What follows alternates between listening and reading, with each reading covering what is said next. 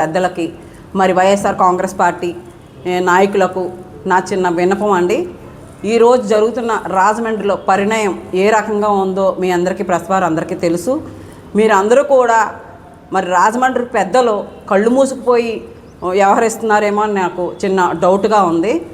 మొన్న ఇటీవల జరిగిన కల్తీ సంఘటన అయితే 50 వార్డులో జరిగిన ప్రాణాలు కోల్పోయిన వాళ్ళందరినీ కూడా మార్గాని భరతరామ్ గారు ఎంతో ఇదిలో హఠాహుటిగా వెళ్ళి వాళ్ళ యొక్క సమస్యలు కనుక్కొని ప్రాణాలు కోల్పోయిన వాళ్ళందరికీ మనోధైర్యాన్ని కల్పించారండి. ప్రతి ఒక్కరికి కూడా దాన్ని కూడా భూతత్వంలో పెట్టి ఈ కూటమి ప్రభుత్వం చేయాల్సిన పనులు మానుకొని మరి ఏ రకంగా అయితే మరి మార్గాని భర్త గారి మీద టార్గెట్ పెట్టుకుంటూ ప్రతి ఒక్కరు కూడా ఆయన్ని ఏదో రకంగా ఇబ్బంది పెట్టాలి, ఏదో రకంగా చేయాలి, ఏదో దొంగ కేసులు కట్టాలి అన్న ఆలోచనలతోనే ఉన్నారే తప్ప ఈ ప్రజలకి ప్రాణాలు కోల్పోతున్నారు, ప్రతి ఒక్కరూ ప్రాణాలు కోల్పోతున్నారు, ఈ ఇబ్బందులు పడుతున్నారు, ఈ కూటమి ప్రభుత్వంలో ఇబ్బంది పడుతున్నారని ఏమాత్రం ఆలోచన అనేది విచక్షణత కోల్పోతున్నారని నేను చిన్న ఈ కూటమి ప్రభుత్వం వారికి విన్నవించుకుంటున్నాను. అలాగే మరి మొన్న రీసెంట్గా అనుశ్రీ సత్యనారాయణ గారు మార్గాని భర్త గారి మీద విపరీతమైన కామెంట్లు, విపరీతమైన మాటలు ఇష్టం వచ్చినట్టు మాట్లాడడం జరుగుతుందండి. అనుశ్రీ సత్యనారాయణ గారు నేను ఒకటే అడుగుతున్నాను మిమ్మల్ని, మీరు జనసేన పార్టీలో ఉన్నప్పుడు మిమ్మల్ని సస్పెండ్ చేసి మళ్ళీ తీసుకున్నారు, ఎందుకు తీసుకున్నారు?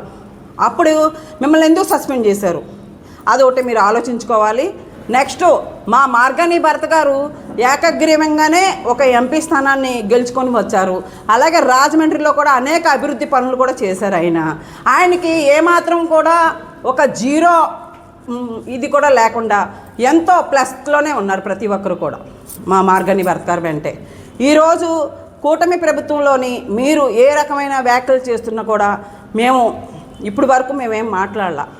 ఏంటంటే ఏదో మాట్లాడుకుంటారు. నెగ్గింది ఎవరు? ఈరోజు కూటమి ప్రభుత్వంలో అన్ని గ్రూపుల్లో ఉండి అన్ని పార్టీల్లో ఉండి మీరు నెగ్గుకొచ్చారు. మా వైసీపీ పార్టీలో ఒక్కలే సింగిల్ ఆర్మీ లాగా మా జగనన్న ఎలాగైతే అక్కడ తాడేపల్లిలో ఉన్నారో ఈరోజు మార్గాని భరత్ అన్న కూడా రాజమండ్రిలో ఒక ఏకగ్రీవంగా ఎన్నికయ్యి ఎంతో ప్రజలకి సేవ చేసుకుంటూ ప్రతి వార్డుల్లోనూ ఒక కార్యకర్తలాగా తిరిగిన వ్యక్తి ఎవరైనా ఉన్నారంటే మన మార్గాని భరత్ గారని దర్జాగా చెప్పగలుగుతాను నేను. ఈరోజు ఏ ఇబ్బందులు ఉన్నా మరి పసిపిల్ల ఒక ప్రాణం పోతూ ఉంటే కొన్ని వేల కోట్లు మరి జగనన్న 16,000 కోట్లు జగనన్న ఓకే చేయించింది. మరి మీ అందరికీ తెలిసిందే కదా. మీరందరూ అవును 16 కోట్లు అండి అప్పుడు ఇచ్చింది.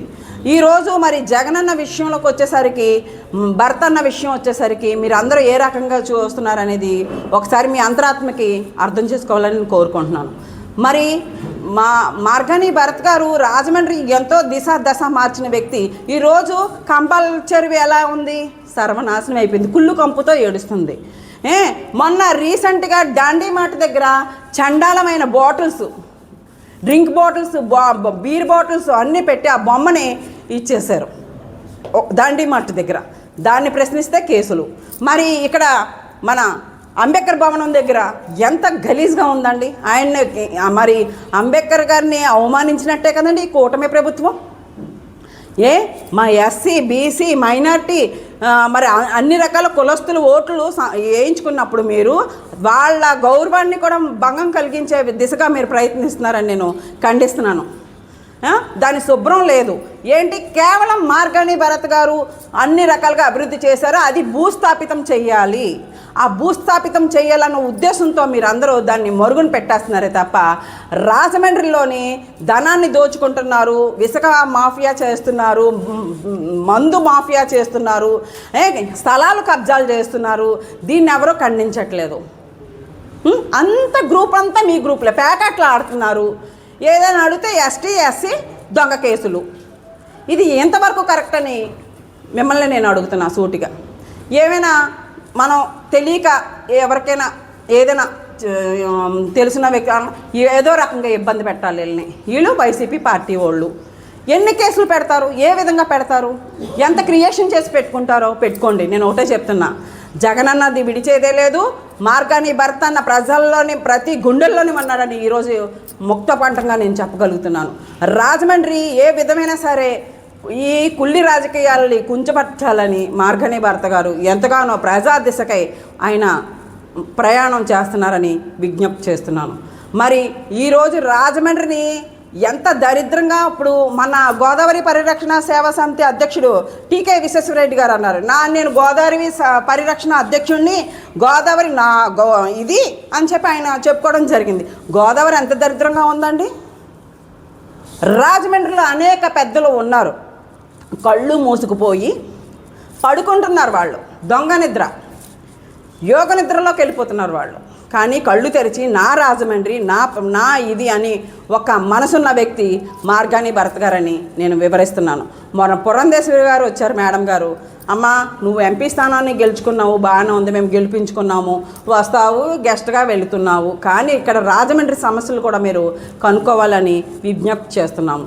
అలాగే ఈ 3 పార్టీల వాళ్ళకి నేను ఒకటే అడుగుతున్నా, మీరు ప్రజలకి ఏం చేస్తున్నారు? చంద్రబాబు నాయుడు గారు వచ్చేసరికి సూపర్ 6 పథకాలు అన్నారు, మరి మహిళలకు 1500 అన్నారు. ఏ రకమైన మీరు 1500 ఇవ్వగలిగారు అనేది నేను అడుగుతున్నాను. అలాగే పిల్లలకి విద్య ఫీజులు, ఆ ఫీజులు వచ్చేసరికి భారీ ఎత్తున పెరిగిపోతున్నాయి ఫీజులు.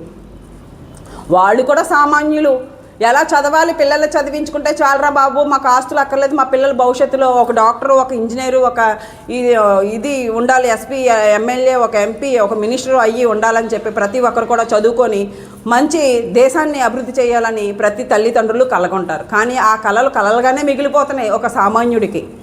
ఈరోజు రాజమండ్రిలో అనేక పెద్దలు ఉన్నారు, కానీ ఏమాత్రం కూడా సామాన్యుడికి భరోసా ఇచ్చే నాయకుడైతే కనబడలేదు నాకు.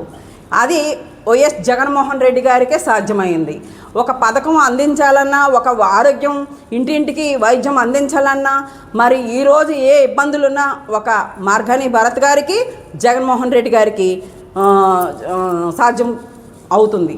కానీ ప్రతి ఒక్కరు కూడా ఈ కూటమి ప్రభుత్వంలోని స్థలాలు కబ్జాలు, ఇసుక మాఫియా, మందు అమ్ముకోవడం, ప్యాకెట్లాడించుకోవడం, ఈ డబ్బు దాచుకోవడమే తప్ప గవర్నమెంట్ని కూడా కొద్దిగా అణుగుదొక్కే ప్రయత్నం చేస్తున్నారని నేను సమయంగా చెప్తున్నాను. ఇంకో విషయం ఏంటంటే, మహిళలకు ఏమైనా రక్షణ కూడా లేదండి. ఒక బీసీ ఒక నాయకుడు కూడా, ఒక బీసీ మహిళ అయినా కూడా రక్షణ లేకుండా పోతుంది ఇక్కడ. ఎలాగంటే ఒక బీసీని ఒక కించపరిచే విధంగా వ్యాఖ్యలు కొంతమంది చేస్తున్నారు, అది కూడా నేను తప్పు పడుతున్నాను. ఎందుకంటే ఒక బీసీ నాయకుడైన మార్గాని భరత్ గారిని 10 సార్లు ఇది ఇష్టం వచ్చినట్టు పేలాపన, వాళ్ళకి నోటికి ఏదొస్తే అది మాట్లాడుతున్నారు.